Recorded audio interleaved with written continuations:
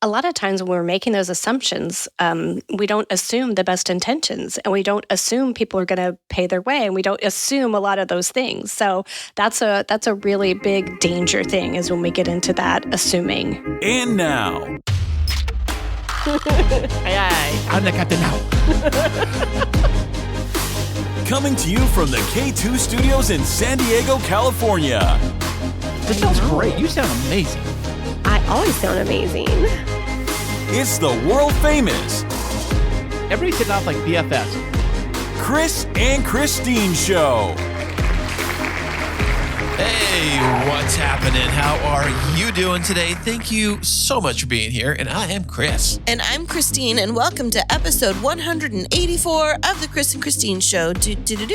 Ooh-wee, fantastic. Coming to you live on a Sunday. We are. We're creeping up on episode 200 pretty quick here. I think it's going to be in the next couple of months that we're going to get there. Yeah. Are we going to have a celebration? Of course we are. I don't know what we're going to do. I have nothing planned. That's 200 episodes of torture. Of torture? Are you getting tortured? Yes. Am I torturing you? Yes. Podcast torture. Oh, my goodness. Because podcasting, Kris, is a whole different level of seriousness from everyday Kris. Please explain. What do you mean? It's like, you transform into this, like, we've got to do this right now, blah, blah, blah, blah, blah. I don't talk like that. You're right, you don't. No, I don't. Sometimes you do. Yes, when it comes to podcasting, you can never get enough. I just can't. I just love this whole medium. I just love doing this. I love being here for you, the listener.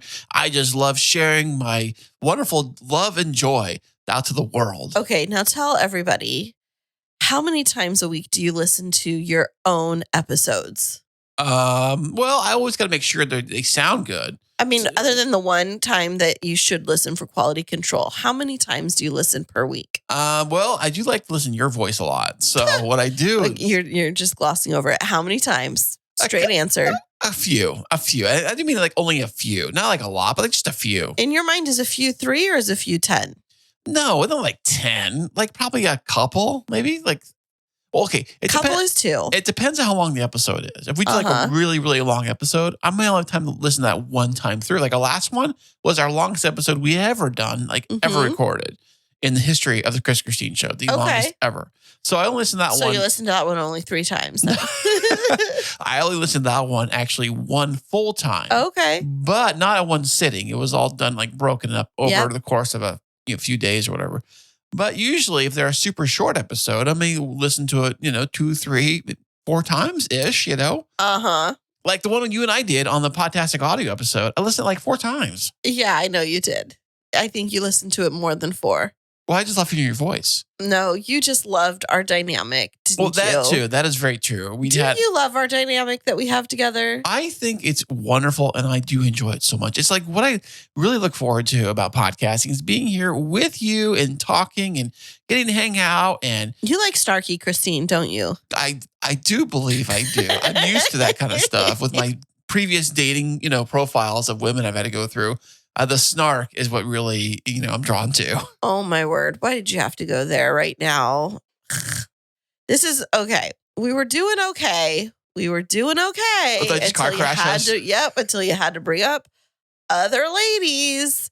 You're a glutton for punishment. See, this is the thing that a lot of people don't realize about you is you are more comfortable with mean than you are with nice. Explain. I'm more comfortable with people being mean to me. Yeah, you just explained it yourself. So when someone's nice to me, I'm like, it's very foreign to you. Yeah, who are you? What are you doing here? What is this? Why? Like, where did this come from? Why are you being so nice to me? And you're like, what is happening right now? This is absolutely the truth. Yeah, I guess it's. I wonder if it's true for a lot of people. No, just me. Traumatized, scarred little koala bears like you. Oh. He called me a koala bear because I'm so cute. No, koalas are vicious. They are? Yes, people think they're cute until you get close to them and then they're vicious. They'll scratch your eyes out. Really? They'll bite you. They have like sharp teeth? Yes. Really? And they have sharp claws. No way. Yeah. People think they're sweet because what actually happens is eucalyptus is it's like weed for koalas. No way. They get high off that stuff? Yes, they do. No way. So they're in like this euphoric state, and that's why they sleep so much, is it's like totally buzzing them out. And so they'll sleep for hours and hours a day. But if you agitate a koala, it doesn't happen a lot, but that's why you're not supposed to handle them, is because people think they're docile creatures. They are not.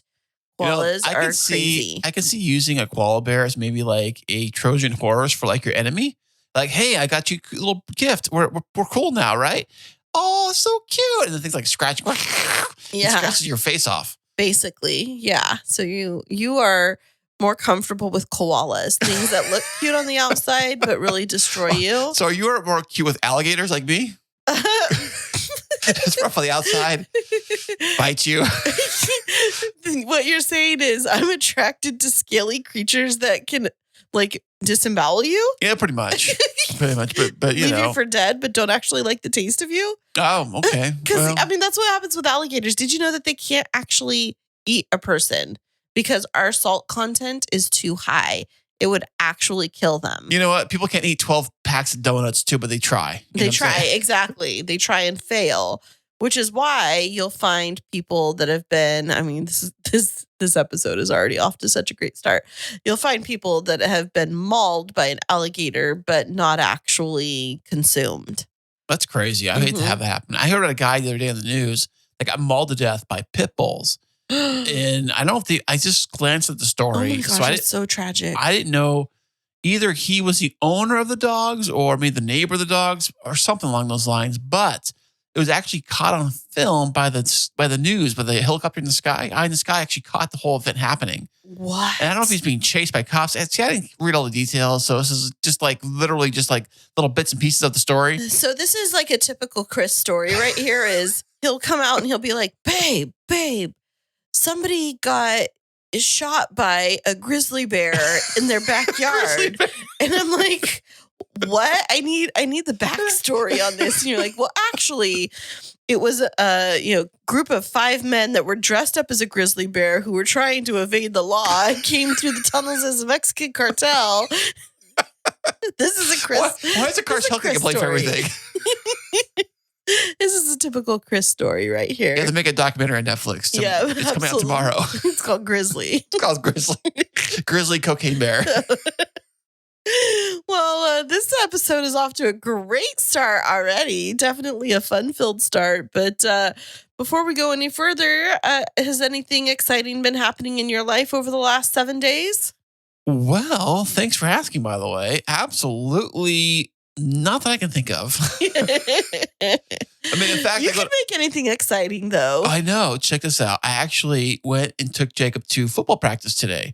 So what I did was that he has practice. Today of recording this, it's Sunday, and Sunday is like the day of rest. So they said, I read in the Bible that it was a day of rest. So I always said Sunday is a day to chill out. But no, we got football practice at 8 a.m. in the morning. 8:30. 8:30 in the morning, which means I got to wake up early. Back up. No, back up to what? Back up.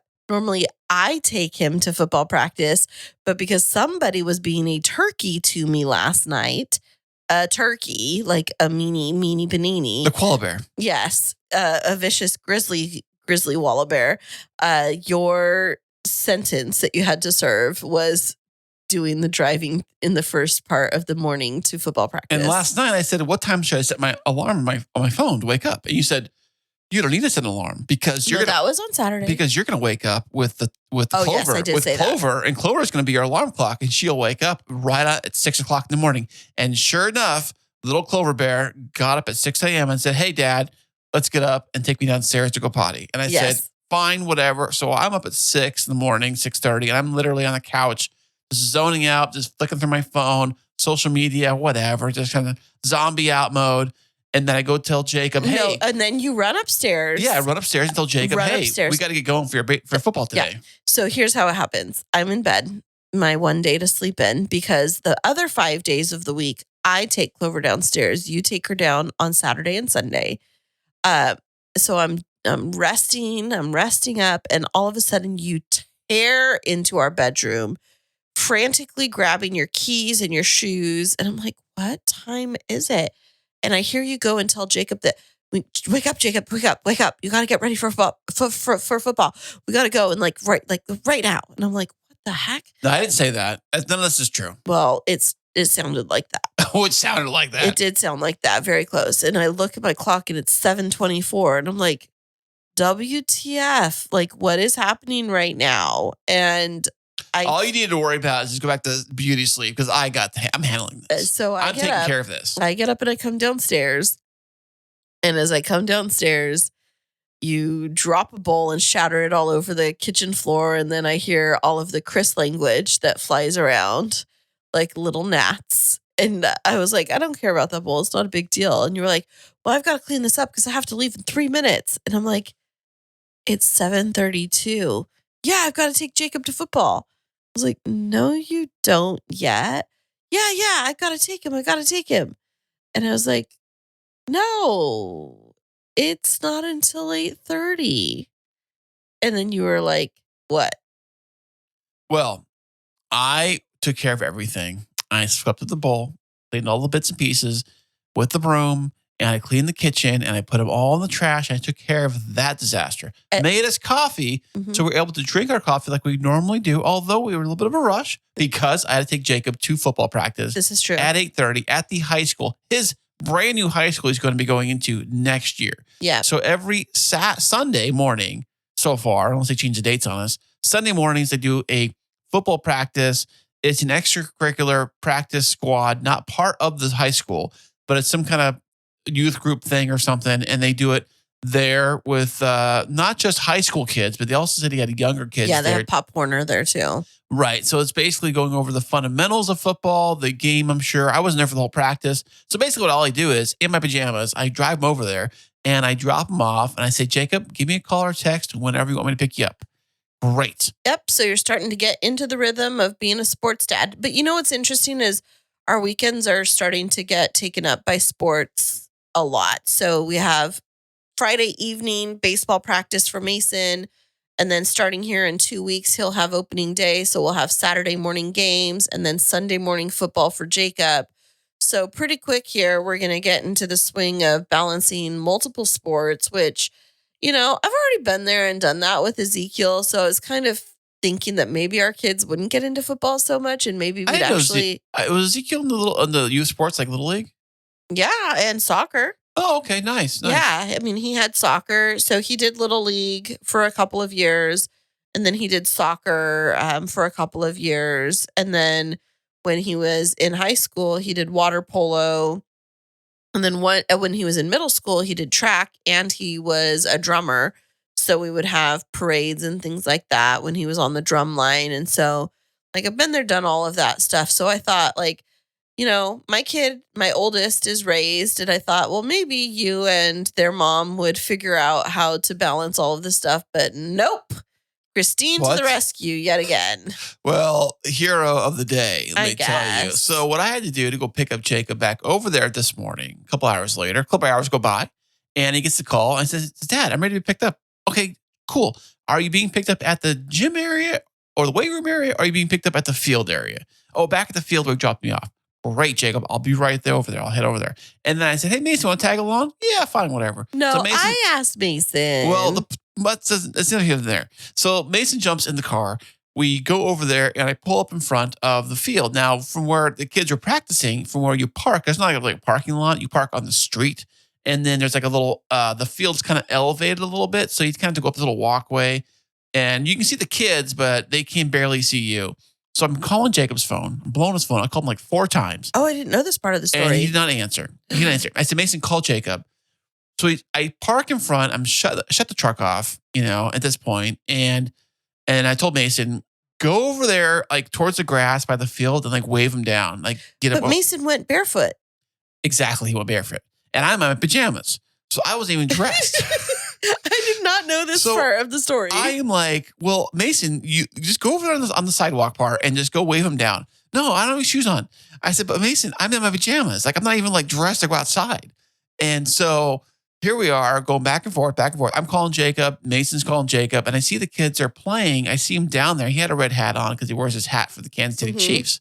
I recognize his hat way down. He's on the very end of the field. Yeah.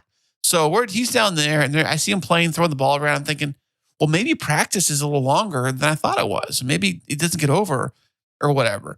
But no, what happened was because Jacob did eventually call me I said, Jacob, we're waiting for you. Oh, I see your truck over there. I said, yeah, well, get over here. Let's go.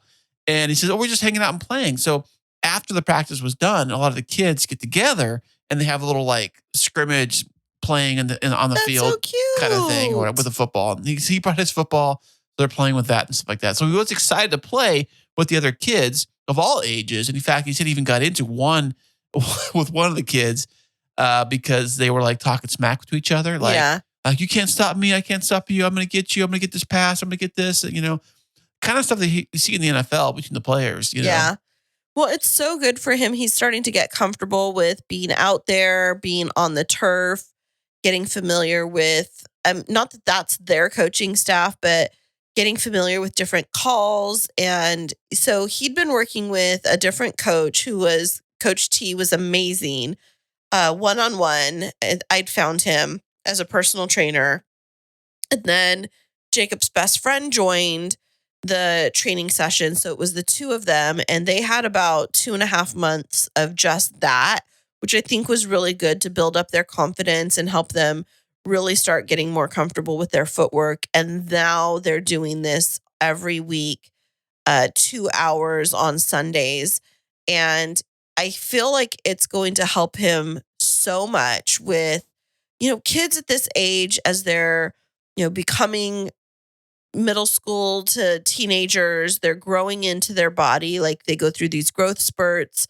And what I noticed is Jacob's feet are getting like pretty big, and kids could get so clumsy when they don't know, like when their body grows and they haven't quite grown into it as much, that they can be a little bit goofy, a little bit clumsy. And so when you're it's like me, I'm always bumping into things all the time. Right. But when you're thinking about the importance of being light on your feet with football, kids need to know how to make their body work quickly. And the only way to do that is to get out there and train and have somebody that's experienced take you through these different exercises. And I'm just excited to see how it helps him. Oh, yeah, definitely. Yeah. I didn't know, though, that there was a local, like, Pop Warner League. I think they call it the Lakeside.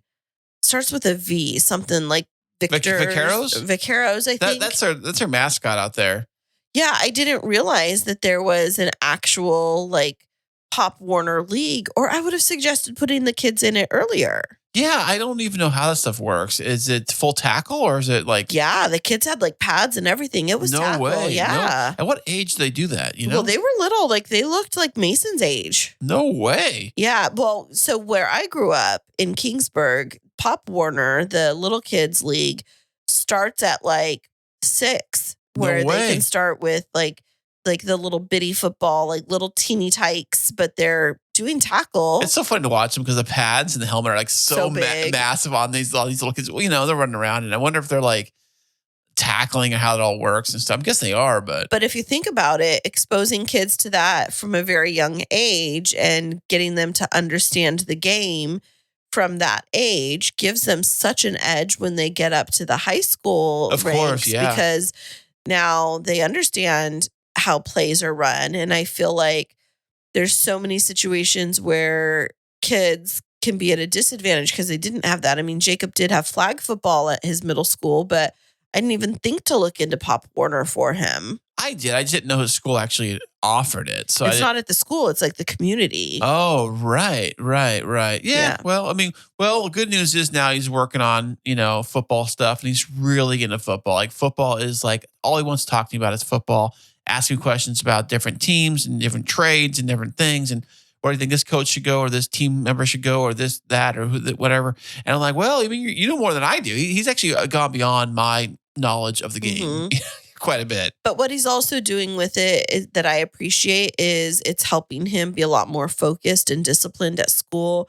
He's also being a lot more aware of what he's eating, and he's not been taking in as much junk food. He's been really encouraging the family for us to like cook at home and eat at home. And, that's not typically the norm for teenagers when he's, encouraging his little brother to consume more fruits and vegetables. And with me, like yesterday, so he's been waking up in the morning and making himself breakfast on the weekends almost every morning. So yesterday I was like, oh, well, what are you cooking? And he was making eggs, which he does, eggs with cheese, which is good source of protein. And then he was cutting up an apple to go with it. And I was like, that's really good that he's starting to get that, which I've been working hard with them on incorporating fruits and veggies at every meal. And so it's just becoming a thing naturally, which I think is so great. That is very great. I think having fresh fruit and fresh fruit, I can't say that, fresh fruit in the house and having fresh food to cook up is always a positive versus all the fast food nonsense that's available so readily everywhere. Absolutely. And you know, it's one of the things that I've been noticing as we've been eating at home more with our kids is how I guess I just looked past this. When I was raising Zeke, I didn't have to be as intentional about it, but teaching table manners. Oh, really? Yeah, of course. Because when you grow up, especially, I know there's a lot of these families out there, like their dinners are like fast food in front of the television, all separate. I know I was growing up, we had these, they called them TV trays. And they were like these god-awful metal contraptions that looked like it'd be a weapon. I loved those. They were like weapons from like medieval times. I don't know. They like fold up and they have like this weird pattern on them. And you sit them in front of the TV trays. And we have actually, quote unquote, TV dinners, which I don't know if they still call them TV dinners anymore. They're like the little Hungry Man TV dinners. Yeah. Are they called the quote TV dinners? Yeah, some of them are. Now these ones, I thought they came in a metal tray. I think you cooked them in the oven. They were not in the microwave like most stuff is these days. Well, because we've evolved now. Not everything's in like metal trays as much, but yes, some people still do them. But you had TV dinners. Yeah, we had those growing up. I remember it had like the applesauce was my favorite. Oh yeah. Like I liked it with the cinnamon apples. Yes, that's what it was. We get them occasionally, but that was not. I mean, we didn't have very many TV dinners at home, but with our boys, one of the things that I've been trying to do is helping them to be aware of how they are behaving at the dinner table, because it's easy when you're around family to just like not give a care and just act however, and not to put our boys on blast, but they definitely are boys at the table and a little bit gross. And so recently been working with them on like not slurping and chewing with our mouth closed and not making bathroom noises at the table. But gosh, I didn't realize how hard it can be to teach table manners to preteens. Or people or you think of a person that's been like out of the loop for so long. I'm not saying lived in a cave or anything like that, but someone that's been, that comes into society and say they're going on a date with somebody to say a fancy restaurant and they don't even know how to really even act or what to do with the forks and all that stuff. So what do they do? Exactly. Well, this week on our episode, we're going to talk to an expert in all things etiquette and manners. I had so much fun talking with our guest this week. I know you did too. You're in for a treat. You're going to learn a lot and maybe some things that you didn't know that you could put into practice. We're going to be back with her right after this. Enjoy listening to podcasts and ever wonder, can I make a podcast? But it seems so complicated, and good audio production can take time. What if there was a way to create an amazing podcast easily? Well, now there is. Introducing Podcasting Made Easy from Podtastic Audio. My production team will handle your entire audio production, allowing you to be the star of your show. This is Podcasting Made Easy. How easy? Well, so easy, you don't even have to press record. Now that's easy. Your listeners are waiting. Let's deliver. Sign up for a free strategy call today at podtasticaudio.com/easy. And welcome back, everybody. Today we have another fantastic VIP guest. I'm super excited. She's going to be talking with us about everything manners and etiquette. Welcome to the show, Kristi Spencer. Thank you so much. I'm excited to be here with you guys today. Thank you, Kristi, for showing up today. We appreciate this. We got Kristine, we got Kristi, we got Kris. Wow, check that out. It's a trifecta. It's meant to be. Absolutely. We are very excited to have you on the show today, Kristi. But before we jump into it, tell us where in the world you're joining us from today. I live close to Joplin, Missouri. So right in the corner between Kansas, Oklahoma, Arkansas, Missouri, right in the middle. That's like Tornado Alley, right? It most definitely is. Now, we had a tornado scare here this week in San Diego, which is crazy to think about. We got the warning on our phone, tornado warning. We're like, what is this? We actually had to shelter in place. Like I was in the closet under the stairs and Kris was in the bathroom. It was crazy. Yeah, you guys are not used to that. No. Do you all have like basements and like tornado shelters like the Wizard of Oz and all that stuff? Yeah, we do. We either you have one or your neighbor has one or somebody down the street has one. So Joplin, Missouri had a pretty famous tornado 11 years ago. And, it was really, really serious. But, for you guys, you'd had so much happen before that. When you get the alert on your phone, you're like, oh my gosh, what now? I know. So it's been a crazy weather fiasco out here for a couple of weeks with massive flooding. And then we had the tornado warning. And then I didn't even tell you, Kris, yesterday there was an earthquake in LA. It was little. It was 4.6, not big. Oh, okay. Well, so you live in the Missouri area. Now, is your area that you're residing in referred to as the Ozarks? Well, we're a little bit outside of that. So when you think about Branson, Missouri, and a little bit further south, then that kind of gets into that area. But we're really close to that.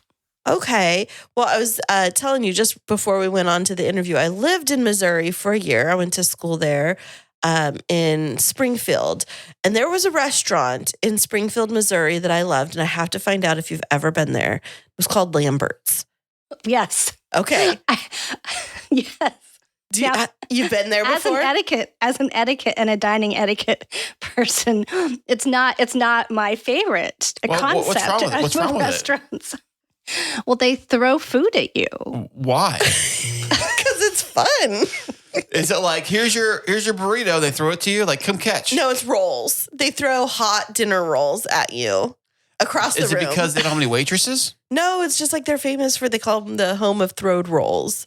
Okay, and then they come around and scoop your fried okra onto paper towel. What's okra? What's okra? Oh no. What's okra? Oh, it's so good. It's so good. I might even eat it off a paper towel. Well, there you probably will. Being thrown at you. I was wondering how you felt about Lambert's because it's definitely a unique experience. Yeah, I think avoiding things flying through the air when you're eating is just a little bit more my pace, but they have a theme and they go with it, and I appreciate them for that. Well, yeah, mark your territory. I get it, yeah. I'll never forget, I was walking back from the restroom one time. I got caught in the line of fire. Oh, no. You hit the face with okra? Pegged by a roll. A roll. There was actually a lawsuit. A woman got burned by, a flying hot roll. Oh, my and word. I think they still do it, but maybe you have to sign a waiver or something when you go in. Danger flying food. Yeah. Yes. We're not responsible for injury or death by your roll to the face. Yeah. Well, I used to attend the church just across the street from there. And so it would be an easy enough, just hop on over to Lambert's. But it's crazy how people line up around the corner for a restaurant where they throw your food at you. Right. Yeah. We will sign up for anything. Yeah, absolutely. Well, so living in Missouri and living in the area that you do, you seem like you have gotten this really great footing around etiquette and manners, but we'd love to find out a little bit more about how you got started in this world. Well, so my original position was I was in television news for 20 some years. Was this local news? Local news, local television news. So when the tornado hits Joplin, we're real busy with those kinds of things. Oh, I bet. Yeah. Even here too. Yeah. Yeah. So we were, so that was my background for years and years. This is the same old story. COVID hit. We all looked at our lives and we said, is this what we really want to do? Is this the legacy that we want to live? And I thought, I think I'm ready for a change. And so I went down this path, took an etiquette training course, and kind of the rest is history. I just decided, as you can make people feel good in the world, and you can add kindness and positivity, which really, that's my definition of etiquette, is really taking care of other people. And people are craving that right now. That's so true. Now, before COVID and throughout your career and your upbringing, were you someone who had a lot of modeling around etiquette and manners? Was it something that your parents were very structured around, or is it something you found later in life? It was something that I grew up with, which is really interesting because I grew up on a farm. And you would not think that that is a place where you would find, you would have a lot of concentration on manners and etiquette. But it did not matter. My parents we sit around the table, we all use napkins, we learn how to use our forks and our knives and those kinds of things. And then later, as a teenager, my dad got a different job from being a farmer, and we moved overseas. So then we were in a setting where my dad worked at the embassy. And so that's a whole different world than when you've got, cows outside. What country were you in? I was in Japan. Oh, wow. So we were in Japan, and then we lived in Peru for a little while. And, you're at the ambassador's house having dinner and you're doing things like that. And so that really did pique my interest, not only because we were really exposed to more formal things, but we were exposed to other cultures, and you just learned how people did things differently. And you were kind of able to look at the way that you did things as well. And you think, oh, the way we do things is the best way. But it's often not. There's so many ways that we can do things. So that's really, even as a teenager, what had me interested in that kind of thing. So I have to ask, Kristi, because I see movies like The Princess Diaries and some of these like Hallmark Channel movies where the American girl meets the prince and is like suddenly in the castle. And it's almost as if the Americans are viewed as having not great manners. In your experience in living overseas, is there a mentality that maybe as Americans we're not as cultured and reserved and refined as other individuals? I think that's probably a stereotype, and I don't know if we've earned that or not. But what I found is that people were really willing to say, if you're using chopsticks, don't do this with the chopsticks, don't do that. It wasn't like a teaching, but they really wanted you to feel comfortable in what you were doing. So they didn't want you to feel like you were standing out or you were doing something. It wasn't so much follow these rules or, you're going to make a horrible impression and blah, blah, blah. But it was just like really just kind of helpful advice. So you didn't feel self-conscious. So I never really felt that. But again, I also was a teenager. So I probably wasn't as aware as I would be now going in and kind of looking at things with a little bit more experience. Is that why you think when kids go out to dinner, parents, including ourselves, are always saying, knock it off, don't play sword fighting with chopsticks, things like that. Or don't drum on the plate with the chopsticks, stuff like that. Right. Yeah, just those little things. Is it really difficult from your observation nowadays to teach children appropriate table manners with all of the different technology and things competing for their demands? I think it can be, but also it's one of the simplest things we can do is whether we get to have dinner together or it's another meal together, is just be together, be present. So you put the phones away. Step one, just be together. Be together. And it doesn't have to be at a formal dinner. It can be a picnic on the living room floor. But kids need that validation from their parents, that they are worthy of their time and their attention. And when we are at the table with our cell phones, that is not giving them that impression. And kids are healthier psychologically and physically when they have family dinners. And so this is like my, rant for the day, but have dinners with your kids and you'll be surprised how much they will pick up on from you. And so you kind of have to model some of those good manners, using a fork, using the spoon, kind of using those the right way, having those conversations, trying to keep yourself, from making a huge mess or grossing other people out when you eat. But I think that is so important. And I think that it's so simple. It doesn't have to be complicated and it doesn't need to be technological. There's no setup required, for something just as simple as a meal together. So I really do encourage parents just to slow down, make it easy, and have meals together. I love that you're saying this. We've been working, so Kris and I combined between our families, our blended family. We have 3 boys that we're raising. They're 19, 14, and 11, almost 12. And we've been working on table manners for the past however long, 5 years that we've been together. But it is a daily battle of, okay, so at the table, we don't bring our phones out. And even if somebody's calling you, we don't answer. They can wait and we'll get to it later. We don't secretly have AirPods in our ears so that, when somebody's talking to us, we're actually not listening. And then last night was a funny little situation. So I made, collectively, we made a steak dinner. And it was the first time our littlest one was trying to eat asparagus with a fork and a knife. And it was like a bacon wrapped asparagus. And he just picked the whole thing up and started eating it. And I said, like a carrot or something. Yeah. And I said, Mason, honey, at the table, we have manners. We have to cut it. And it was like realizing through their little brains, like, well, it's harder to do this. So I'm just going to pick it up. And then saying, we need to have manners at the table. And he's battling with, but it's easier. Like, I just want to eat the food. Right. So it's definitely a real struggle. I didn't realize this with our oldest because he really wanted to use like a fork and knife. But for kids that may have dexterity issues or it's just kind of awkward learning to cut, manners can be, table manners specifically while dining can be a challenge. Yeah, but it's so great that you guys are putting an emphasis on that. Our kids get so much of their confidence from those kinds of things. That's really what we're teaching them, is I want to give you confidence when you go and you're having a meal with somebody or, you're at a business dinner or, it's a little more higher stakes than it is our dinner at night, but that they have the confidence to know how to do that.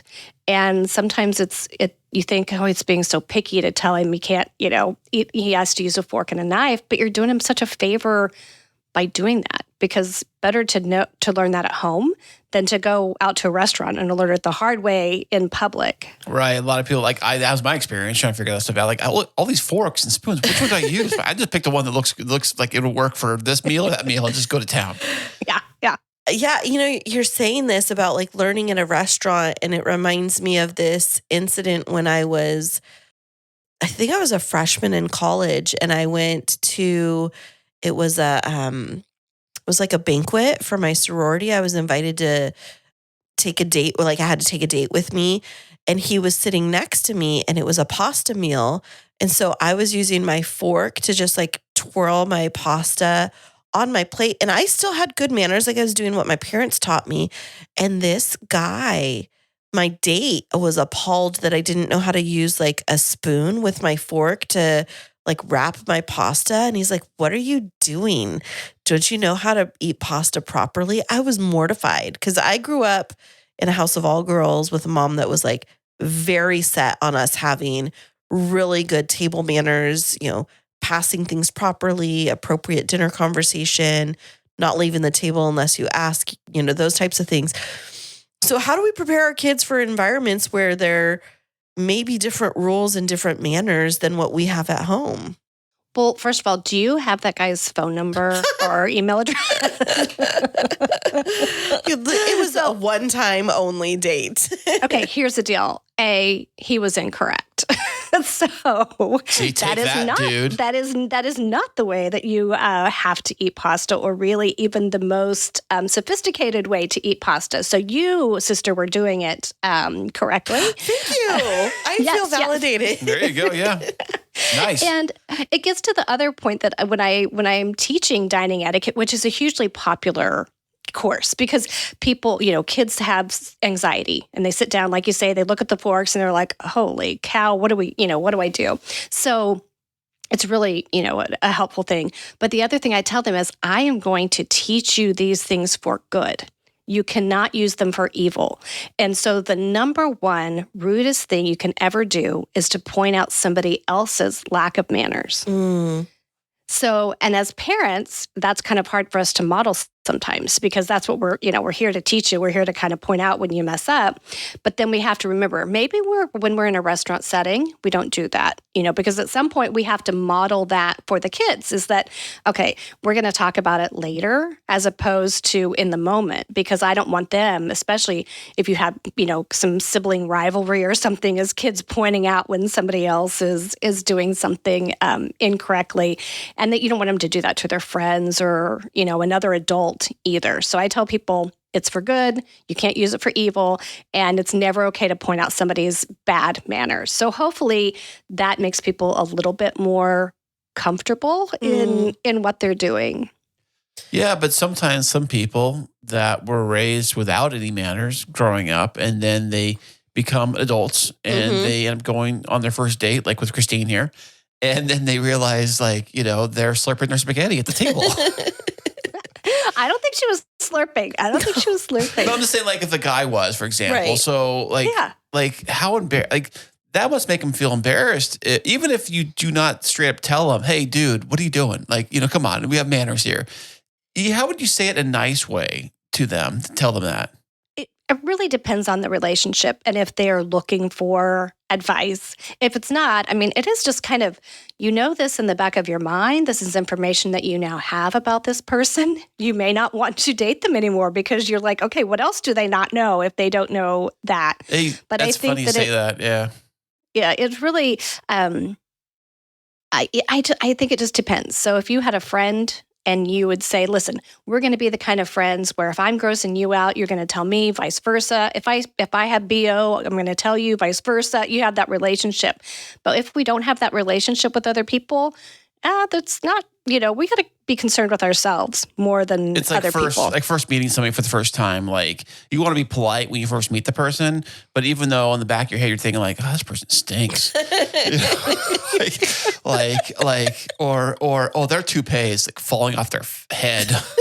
But I can't say nothing. I just met them. I can't say nothing, Yeah. And so it's just I just always think okay, this is good information to have. Good information for me, but I'm not going to point it out to other people. Okay, Kristi, we're going to ask you some awkward situation questions and how we could approach them using appropriate manners and etiquette. So are you ready for these? I am, I think. Okay. So first one, hypothetically, you walk up to somebody, maybe you know them, maybe you don't, a female, and she has lipstick all over her teeth. How would you politely inform her without embarrassing her? I would suggest the kind of universal sign that we would, you'd put you could just kind of point to your tooth. And I think we all kind of either know that that's either broccoli in the tooth or spinach, or I've got something on my tooth. And you want to think about, would I want to know if it was other way around? Would I want to know if I had broccoli in my teeth or spinach in my teeth? If your answer to that is yes, then you are sworn now that you will help other people out in that same situation. Or you might say, hey, you might want to take a look in the mirror. I just think that that's just the kind thing to do, but I think you don't want to point it out. But if you can just kind of go with a signal first, you got something in your teeth, that's helpful. Okay. That's really helpful. Yeah, or my approach would be whoa, what happened? Did you eat the lipstick? Yeah. That's the what not to do, Kris. Right. Oh, man. The lipstick tastes good? What? Yeah. Okay, scenario number 2. You're in an office environment and you as a female coworker see one of your male coworkers with their fly down. How do you gently inform them without letting them know you saw the region? The barn door's open. What are you doing?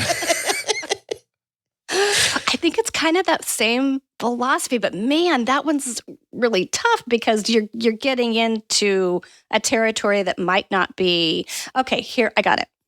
I would go to a male colleague and tell them, hey, could you do Joe a favor and tell him that the barn door's open? But does that kind of draw more attention to the situation versus, now you got 3 people involved in the situation versus 2? I think when it's a male-female thing, that's where that buffer and extra person might be. And again, if you work with somebody for 20 years, it's a little bit different than, you're meeting somebody on a job interview for the first time. Like say you're meeting the recruiter and they have their fly down. Like, what would you do? Yes, I have had this situation, honestly. I had somebody come in, they had, their zipper was down, and for some reason, their parent was with them again. Like I say, this is all information that we carry in our minds. Like if the zipper down wasn't enough of a warning, bringing your parent to the interview should have been. But, thank goodness the parent was there because they told him to zip up their fly. Oh, well, at least someone did. Yeah. I was thinking like us guys were just like, hey, Joe, look at Bill over there. That's hey, you, Bill. Kris. Hey, Bill. Hey. And if you really want to screw them over, if you work at like say at Costco or something like that, and you get like on the loudspeaker, saying, by the way, Bill's got his fly down. Or you could do one of those vague company memos, like, just so we're all aware, we should all be checking our zippers before we come back into the bathroom. Or you put that note on the bathroom door. It says, before you leave, make sure everything's clean, everything's zipped up. Yeah. Okay, I love those too. Kris, do you have any that you'd like to ask? Oh, I'm trying to think. Well, you go first, and you go with another one, and I'll come up with one right now. Okay, so I was thinking about you mentioned a scenario and it just triggered something in my mind. What about the person that is constantly, like you're at a meal, whether it's a work meal or they're a family member, constantly slurping their food or chewing with their mouth open and it's grossing you out? How would you encounter that or address that situation, or would you? I think you could say something like, boy, it looks like you're enjoying that. We're all Can I take a photo of you able to post that. it? Because it looks so wonderful. Yeah. But again, I think not doing it in the moment is important. And just, when you are grossing somebody out, I think if it's a family member or something like that, you can say, I don't know if you realized that you were doing that, but if it was happening to me or I was doing it, I would want to know. And so kind of approaching it that way is like, I know that this might be uncomfortable and I'm not meaning to make you feel like this. But if it was me, I would want to know. Kristi, very good. I have one for you. It's probably like the ultimate, it irritates me to death. Speaking of wanting to know, and especially wanting to know what you're doing with everybody else around you, I'm talking about being on your cell phone on speakerphone in public. Absolutely. I cannot think a scenario where I need to have my speakerphone on in public. And I think that this is an epidemic around us. It happens at doctor's offices where I'm listening to either somebody's conversation. I was at a eyebrow studio and somebody, pulls up a video and it has cuss words in it. And so we're all now having in this small room to listen to this one person's phone. And it's just irritating and it's so rude. And I just can't think of any realm where I need to hear somebody's speakerphone. True. Yeah, because you easily put things you easily can put it to your ear. Now, I can understand maybe if you're watching a YouTube video or some kind of video where you may not have the capabilities to watch the device and listen to it at the same time because the device is in your hand now. So with a phone call, you can put the thing to your ear and chat away, and we don't have to hear it. But a YouTube video, I'm not watching those in public. That's true. I mean, who does that? My kids do that all the time. Other than that, right? I do. I see it all the time. And, a lot of people who are irritated by that, they're sitting by somebody in a restaurant. Then the question is it okay to tell somebody, like, could you please turn off your cell phone? Well, how do you do that? I think in that case, it's best to have somebody with the restaurant say, sir, we have a policy where we don't have speakerphones on, or if that's the case, or you could just say, you're bothering people. Mm-hmm. Or please take your phone off speaker. Yes. Just the way you can say it without as much emotion is just, please take your phone off speaker and then see where it goes. And, people are crazy. They may not appreciate that at all, but I don't think that you're out of bounds for making that request in public. So following up on things in public that are awkward, recent situation. So and this was a very real scenario just a few days ago. I was meeting with one of my team members that reports to me, having a one-on-one. We met at a coffee shop, and there was these two young, late high school, early college girls that sat down in this small little two-top right next to us.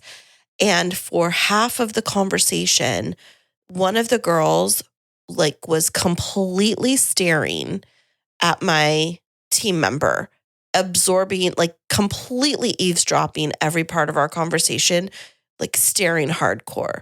Everything in me wanted to say something to her, and I didn't. But in that kind of a situation where they're so obviously butting in and I'm becoming a third party to the conversation, how would you gently say, mind your own business? The problem with that is we're in public. Mm-hmm. Yeah. And I think that if it's that, a conversation, no offense, but maybe that was better for a closed door office. I would have said the same thing too. Yeah, it was just. But again, it's rude, and Right. I think you can kind of give somebody a look, making that eye contact, hip check. Mhm. We can see what you're doing here, but I don't think that there's any way to keep them from doing that. Unfortunately, Okay. Right, I'm glad I didn't then. Well, what if it went extreme where the girl decided to pull her phone out and would just even from 5 feet away, just videoing you in your conversation? that would never happen. I don't know. Does it? well, I think you're half afraid to get on an airplane because things are so volatile and there's so many reasons why. But then you're thinking too is I don't want to be on CNN viral video tomorrow either. Right. So I think that is a real concern. But I think I would just move out of the way. Just there's got to be somewhere else to go than in the range of this psychopathic coffee shop person. Right. Well, and I think I was kind of wonder, Kristi, with everybody having a video mobile recording studio in their pocket at all times 24/7, does it make better etiquette out there in the public wild, or is it kind of make it more crazier? People just do more extravagant things. I would think it would kind of curb it a little bit because you're oh my gosh, I'm being videotaped right now and it's going to go social if I act like a crazy person doing this thing. I think you are a rational person, and that's what rational people would think. But I don't think that has proven true. I think once those phones come out, people start playing up to the camera and acting worse than they might otherwise. I can't explain it any other way. Really? Is that it does seem like people, that attention is what they're after. And that if you just act like a normal human being, you're not going to get the attention. You have to do something outlandish. And the consequences for our bad behavior are pretty low. When you see restaurant videos of people out of control or again on airplanes and things like that, there's some public embarrassment and things like that. But more than that, you're famous now. Right. And it's that chance to go viral and be famous that really prompts people just to lose their minds when the phone comes out. It's really true. And speaking of restaurant etiquette, I wanted to transition just a little bit here because one of the things that I've been noticing on social media are these young women who are very covertly videoing behaviors of their dates when they're out in public. And there was a really viral video that came out just 2 weeks ago where this young woman is very covertly videoing the fact that the young man that she's out with didn't realize how expensive dinner was going to be, and he's trying to figure out a way to pay for it, and very respectfully. And she's there, filming the whole thing. Of course, you don't see the young man, but she's shaking her head, and then you see her captions over it, I'm not going to be paying for this. She didn't say that, but it's her thinking out loud, and he's offering I have half of it right now. I can stay. I can wash the dishes. I'm so sorry. I didn't realize it was going to be this expensive. So dating etiquette in the year of 2024, who pays? Oh,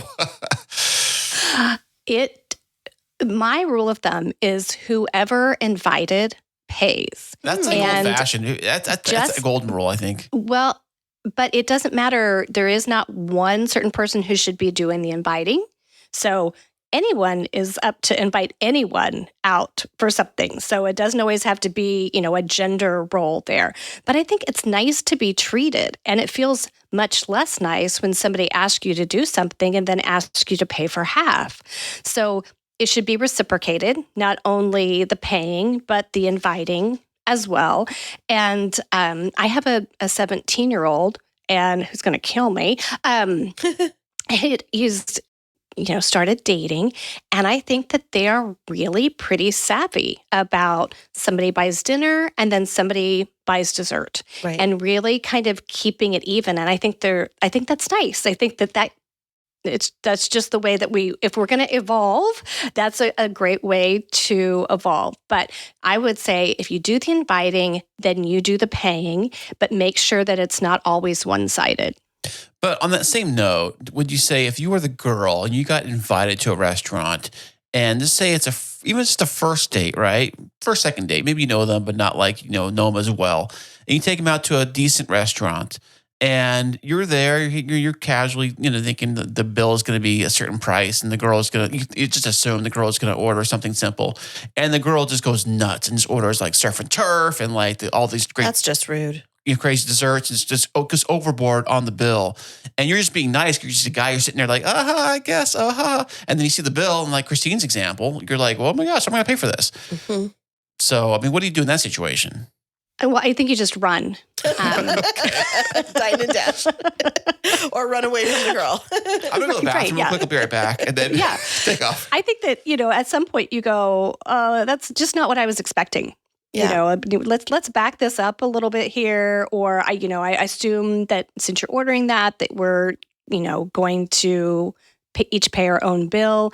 But I think at that point in time, you're not interested in having any relationship with this person if they're doing it. So the stakes are pretty low for your reaction, except for, you don't want to, be as nice as you can. But I think by telling them like, hey, I'm not paying for this, you're not ruining anything. You aren't going to date them again anyway.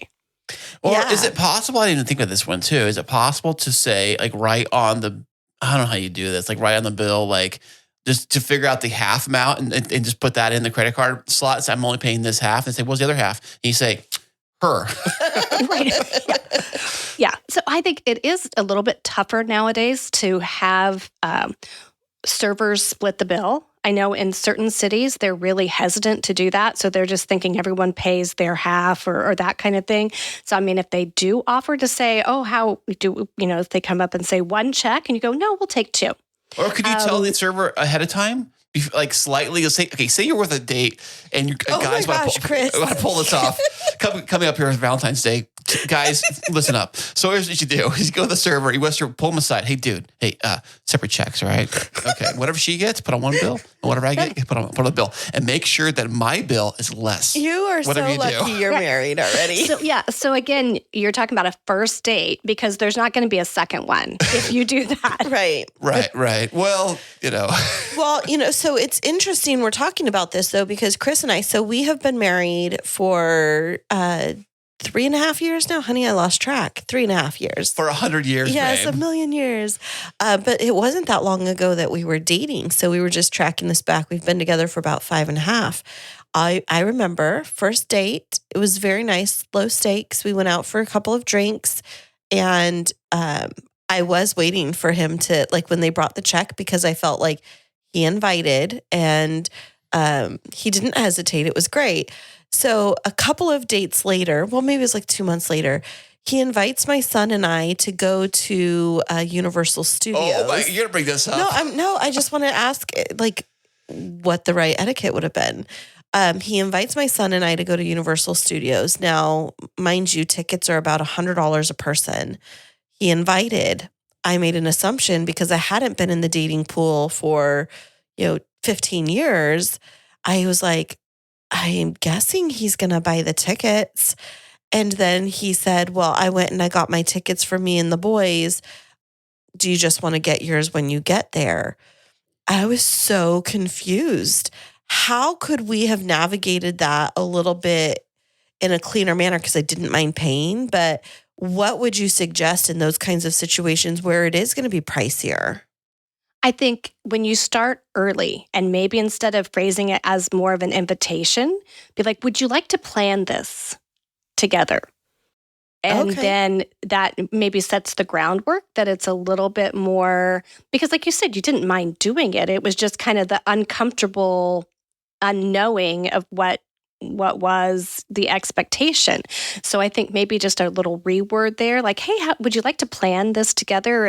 Or let's talk about budgeting, just send some of those kinds of things to get it out in the open. So we don't each go into having some expectations, but that's a flex move too. What a great beginning dating idea to get everybody together and do something really fun. And it really was. But I will say, even though he did ask me that question, it kind of caught me off guard because I had been in a situation where it was, a lot of times the guy was paying, like in my previous marriage, but it was my money. Like it was, joint money. So it was you paying. It was really, we were both paying. It was just the gesture.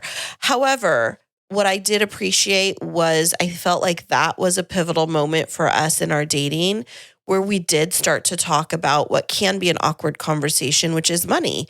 So before we went on the trip, I said, okay, so let's figure this out so that we feel like we're equally contributing. How do we want to divide up gas? Are we going to all pay for our own meals just because I want to budget appropriately? And it made for no awkwardness when we went where we were covering our own kids, but then, we'd buy little tokens for each other and, splurge a little bit here and there for the kids as we wanted to. But I think that clarity is kindness when it really comes to situations like this socially. And I feel that so many couples avoid talking about it. And when they operate on assumptions, that's where things can get really messy. Yeah, absolutely. Because a lot of times when we're making those assumptions, we don't assume the best intentions and we don't assume people are going to pay their way and we don't assume a lot of those things. So that's a really big danger thing is when we get into that assuming. Well, yeah. And I think coming to like a big trip like that, he says, hey, you want to go to Hawaii with me, whatever? And you're like, okay, great. And first thing I would think is who's paying, I just wouldn't assume, I don't know, maybe I look at it from like, I'm not saying you're a bro or a buddy, but I'm saying like, if I were to ask a buddy to go, hey, you want to go to Disneyland this weekend? I would not assume that I would be paying. I don't think he would assume I would be paying either. But maybe because we were dating, it was a different situation. But I kind of thought that as I approached it in that situation, maybe like that thinking. Yeah, no bad intent. Yeah. I think that's good. I think that's healthy. And then like you said, you set the groundwork for those conversations down the road that made them a lot easier. Like, let's get this awkward stuff out of the way.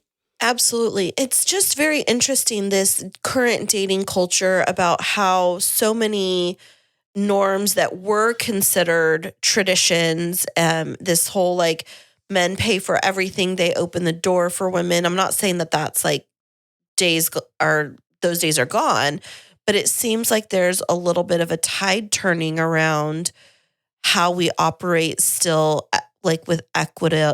What's the word I'm looking for? Equitably in the relationship. So it's not one person paying all the time while still being classy. So how do couples find that balance? I think it is that communication. And when you talk about the doors opening for people, can I tell a quick story? Yes, please. Real life? Okay. So I was headed into a restaurant and there was a gentleman who was coming out of the restaurant. I was going into the restaurant and we were kind of that awkward stage. Like I was at the door and he was maybe 6 steps from the door. So it's kind of like, do you hold it? Do you not? Whatever. And so I held the door open for him and let him go first. And he turned at me and he yelled at me and he said, that's not the way it works. What do you mean? Like that I were to open the door for him. And I thought, man, this is why people don't try. But Like, wait, you held it for him or he held it for you? He was further away than I was. And so we were going opposite directions.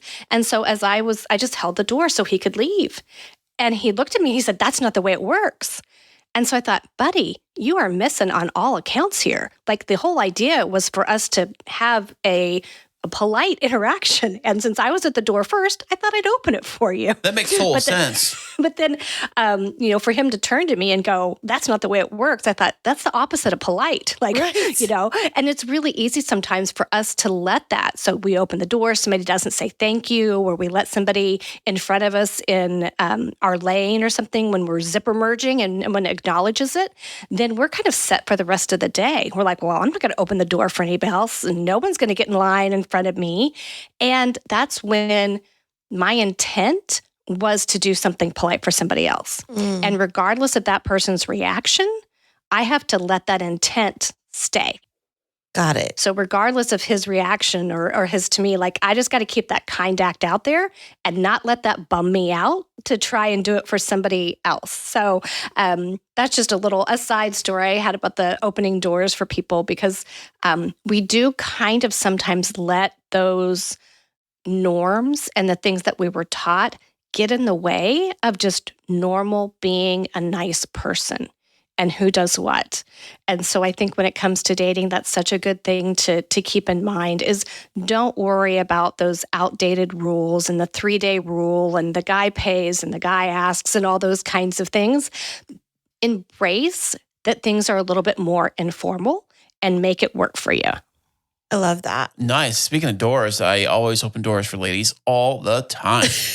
Well, And they everybody. should be doing the same thing for you. Yep. You do a very nice job, as you remember. I mean, there's times when we're rushing around with kids, but you do make a really nice effort to open doors. I do appreciate it. Well, I do it at work a lot too, because I'm always going in and out of the stores all the time. And I always will hold the door for somebody, even if they're like 6 feet away, 7 feet away, I'll hold the form. Now, there's a point where they're like halfway across the parking lot, Right. and I'm like, I'm not holding the door for them, you know?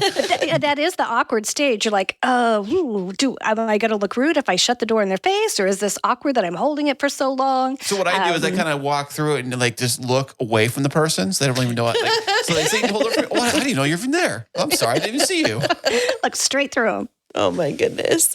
Well, this has been super informative so far, Kristi, but I would love to pick your brain about another area of your expertise, which is related to wedding etiquette. Ooh, I know somebody in that business. I know. I was a little snoop and I went onto your website and I saw the treasure trove of resources that you have. And, what I'd like to say is we went through this time right after COVID where there was a huge wedding boom. And we've been in this little bit of a wedding gap, but when we look at the data for what's on trend for the wedding scene over the next 2 years, we're getting ready to have an engagement boom. And it's anticipated that we're going to have some of the largest numbers of weddings from the end of 2024 through 2026. So with that being said, whenever it comes to weddings and wedding planning, there are so many different traditions and cultural components and religious components and financial components to navigate through. How did you become an expert in wedding etiquette? Well, I have always been interested in weddings and planned my own wedding. It was 20 years ago last week when we first got married. But I love to stay up with the trends. And my philosophy is I'm not going to tell you what to do. I'm not going to tell you that the bride should pay for this part and the groom pays for that part. I'm going to bring up the whole picture. And actually, I think that the whole budgeting and that calibration is completely off. I mean, we have got to change this. That is a very antiquated thing to look at. It's like the bride pays for everything and the groom, barely pays for anything. Mm-hmm. But let's look at the tradition and see how people divided it, and then decide, do we want to do that or do we not want to do that? Do we want to have a big cake cutting thing, or do we want to just cut the cake normal and be low key? So I really like to present people with all the options, and I'm a complete nerd. So I will, take those deep dives and find out, what are the ins and outs of seating arrangements? Do you even need one? And if you don't want one, for goodness sakes, don't do one. Mm-hmm. But all of those kinds of things about really elevating your day. And even if it's going to be very simple and casual, there's still a lot of etiquette that goes into that to make sure that you have a good day and that your guests are prepared and also enjoy themselves. It's a really good point. So one of the things that I'd love to pick your brain about, because it's something that I encounter with brides, is how can they effectively incorporate their future mother-in-law into wedding planning while still telling them to stay in their lane? Wow. I think that you're perhaps spying on me because I just had this conversation this morning with somebody. You're busted, Same exact Kristine. thing. Yeah. No, it's because it's so common, and I think again, it's that communication. So you could say to them, I'd love to include you in this part, and kind of list the highlights. Maybe you want to keep your going to find your dress with your mom and your best friend. Mm-hmm. That's how you've envisioned it. But then, so don't lead with that. Like, I don't want you to come to this part, but say, I'd like for you and I to go to this appointment together and to do these things together. So I think kind of framing it positively is one of those keys. But you really do have to remember that you're setting up this relationship for hopefully years and decades to come. And it is not about staking your claim and making it all about you. You have to think bigger picture. How is this going to work for our relationship down the road? So I think there is a little bit of give and take.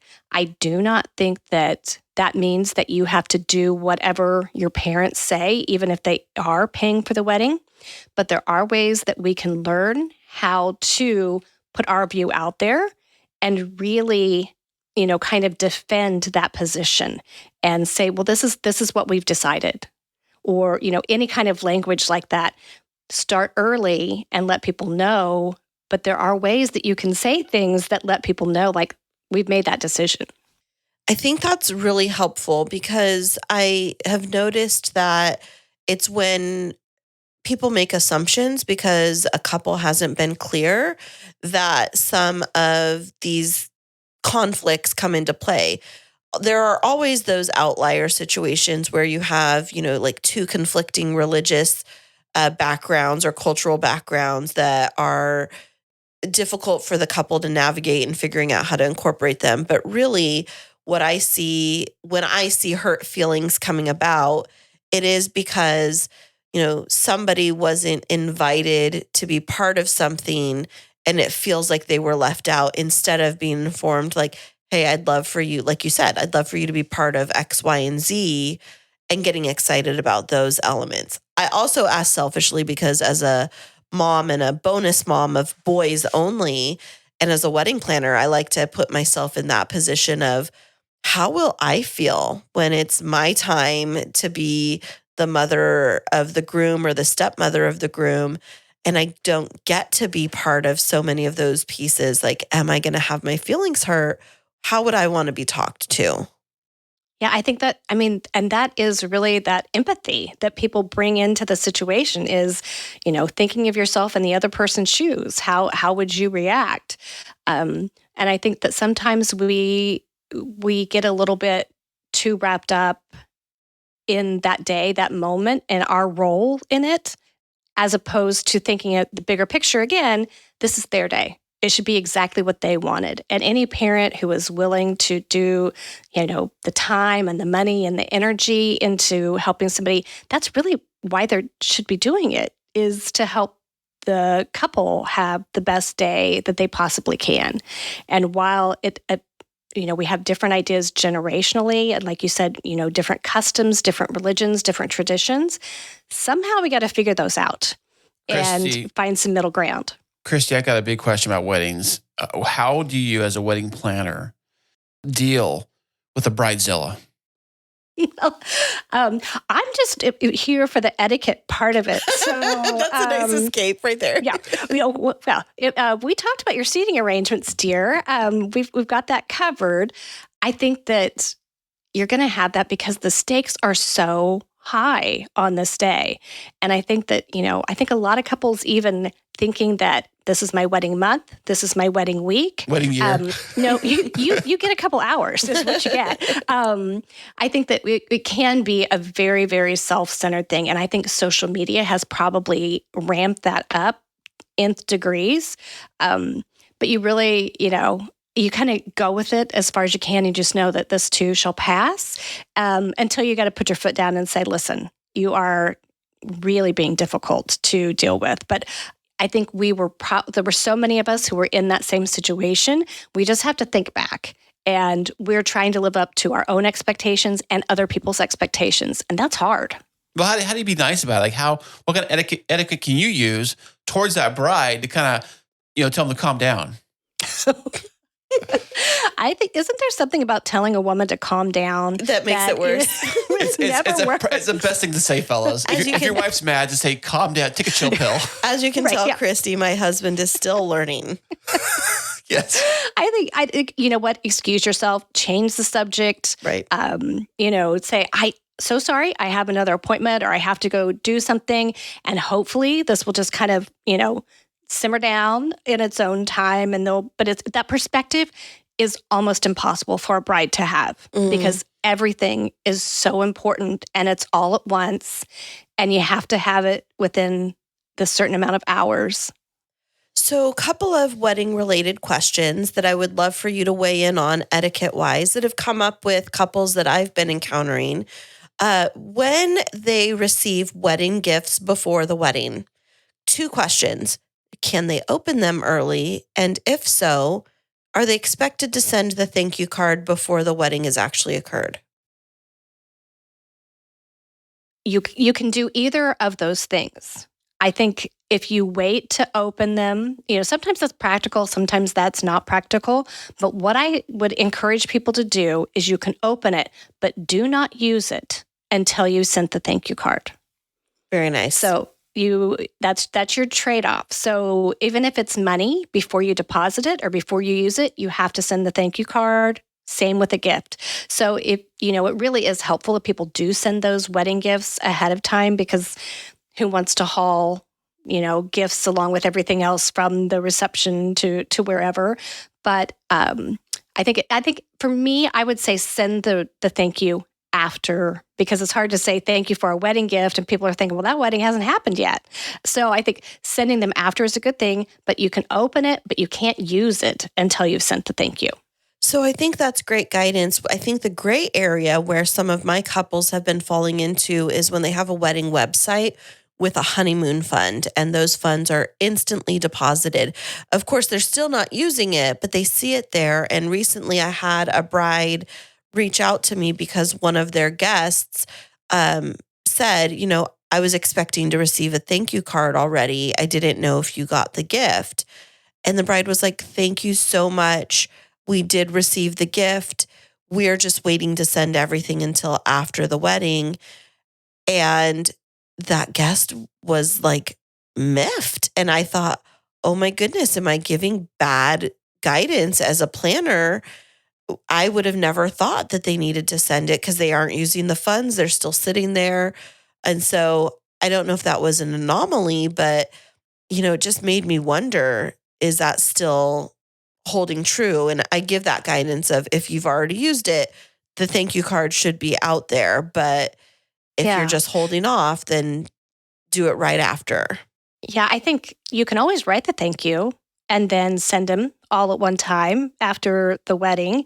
But no, traditionally, we're going to send that thank you after the wedding has happened. And people have about 3 months to hopefully get those thank you notes in the mail.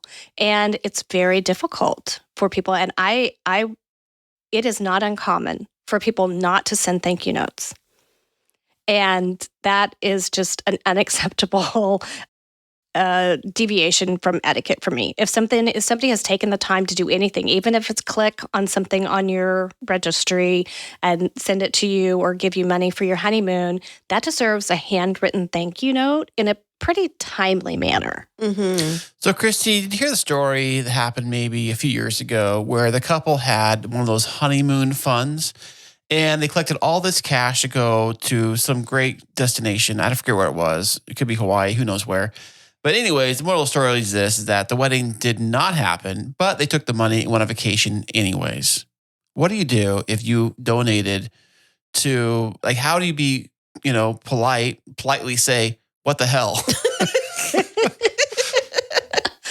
I think once you give a gift, there's no way that you have any impact on the gift, or you can't designate where it goes. So once you give a gift, it's gone.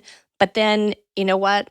If they decide to get married later down the road or to other people, they've already had their gift, and so you don't send another one. Oh, so you're saying if they said okay, now here's the real wedding this year. So please send. We're going to go to Europe. So please. Yeah. So I'm going to send them a fake gift for the second fake wedding in that way. But no, I think that's in poor taste. If you can return wedding gifts, you should. But I don't know what would the policy, Christine, you would probably know better. What would the policy be?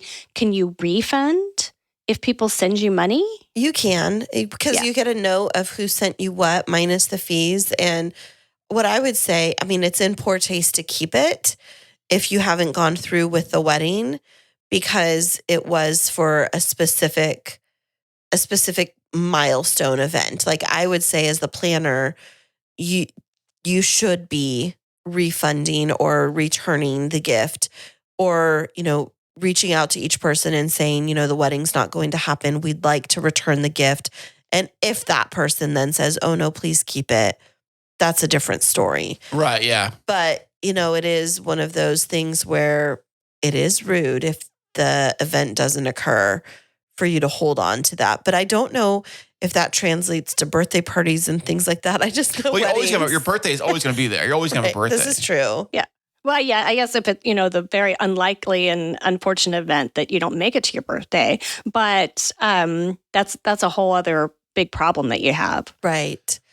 It's very interesting. Okay, so a couple of other questions that I have related to weddings that have been in the media. I just saw this news story this morning. It was a best man who was not allowed to invite his new girlfriend because of the limited number of plus ones for weddings. So how do you kindly say you can't bring your new girlfriend? I tell people, when you make that invitation, then you indicate if it's a plus one or exactly who's invited. That might be kids' names on the inner envelope or anything like that. But I think you can explain that this is a new relationship. We already had our wedding, planned and paid for, and it's a significant cost to add somebody new. If you can accommodate it, I would, just to keep things, a nicer day for everyone. But I think that you can just have like an open and honest and polite conversation with somebody and say, we just weren't planning on this expense. It's a new thing, and we weren't able to accommodate it, and we hope you understand. Well, wouldn't there normally be, say, Kristi might know that sometimes people don't make it to the wedding, but they have extra plates or extra things. Isn't it usually pretty okay to add just one other person? That's kind of like a pity invite. I think that sends the wrong message. No, not a pity. I'm saying if the dude or whoever is like, hey, I'd bring my new girlfriend, but she wasn't on the list because we've already had these plates filled out. But Aunt Susie's not making it, so we're good now. You can go on in. You'd say, if we have a cancellation, we'll let you know. But you're on the RSVP list, Yeah, I think that it just kind of depends on that timeline. If it's a brand new relationship, you've sent out it's too soon, then I think he has to be pretty understanding that it just won't be possible. But yes, there will be somebody who doesn't show up as well. But it would be hard to, especially if as a rule, you're not allowing plus ones, to change that for one and not have hurt feelings for other people you didn't change it for. Very true.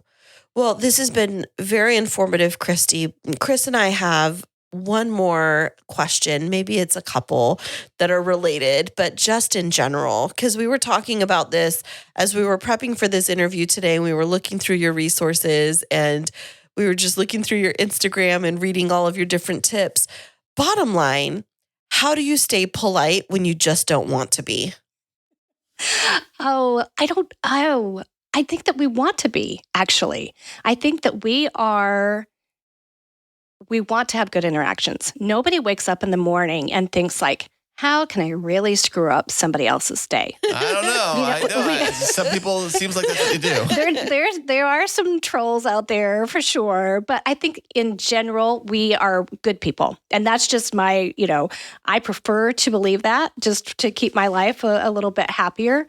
But I think that when you don't want to, if you don't feel like you're being as polite as you can be, say as little as possible.